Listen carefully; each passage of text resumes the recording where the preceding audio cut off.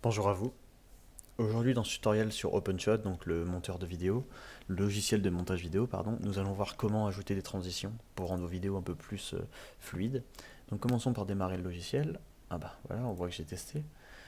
On va aller dans importer des fichiers et on va prendre deux vidéos. Donc même on va prendre une photo, une vidéo pour moi, pour ce coup-là. Ah pardon, hop, vidéo. Donc on va prendre l'éléphant, on va prendre le keyboard et le télésiège. Hop, voilà. On va les placer dans notre chronologie. Ah oui, alors chose que je n'avais pas montré, que j'ai découvert il y a quelques minutes, quoi, le temps que j'essaye.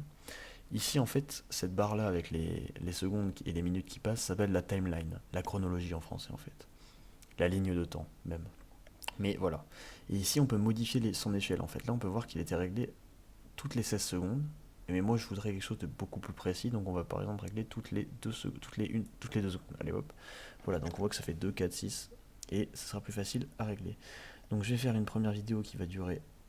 Oh là, vous voyez que mon PC a du mal des fois hein, avec le tournage vidéo et ça en même temps. Donc 4 secondes, et on va mettre ensuite le télésiège ici qui va lui aussi durer 4 secondes. Alors, hop, 4 secondes. Donc de 4 à 8. Voilà, vulgairement. Ensuite, on va choisir une transition. Donc, par exemple, on va choisir le tableau 13. Voilà. Alors, on va régler le temps qu'on veut que sa transition dure. Donc moi, je voudrais que ça dure à peine une seconde. Voilà. Et on va faire quelque chose, c'est qu'on va faire inverser la transition. Ensuite, on va faire copier, transition, et on va la coller. Donc là, on voit qu'on a deux transitions, et on va réinverser la deuxième. Donc inverser la transition. Ça, c'est une technique que je vous montre pour que ça fasse beaucoup plus beau, en fait. Donc on va ensuite déplacer les deux transitions et les superposer à l'endroit où en fait nos vidéos s'enchaînent. Et là, on peut voir ce que ça va donner. Normalement, ça rend pas mal si je me suis pas trompé. Voilà, ça rend comme ça. Pourquoi faire cette manipulation là? En fait, j'ai remarqué que si on mettait qu'une seule transition, donc une transition normale, qui superpose les deux bien sûr, il y avait un effet qui était pas très beau, qui ressemble à ça, regardez. Voilà, donc il y a un écran noir, en fait c'est pas vraiment une transition finalement, c'est un écran noir et quelque chose qui s'affiche. Donc je remets comme avant, et là on peut voir il y a quand même quelque chose de véritable.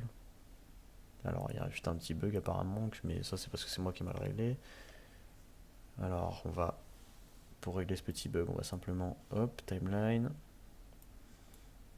Voilà, donc on voit qu'ici en fait la transition dépasse un peu.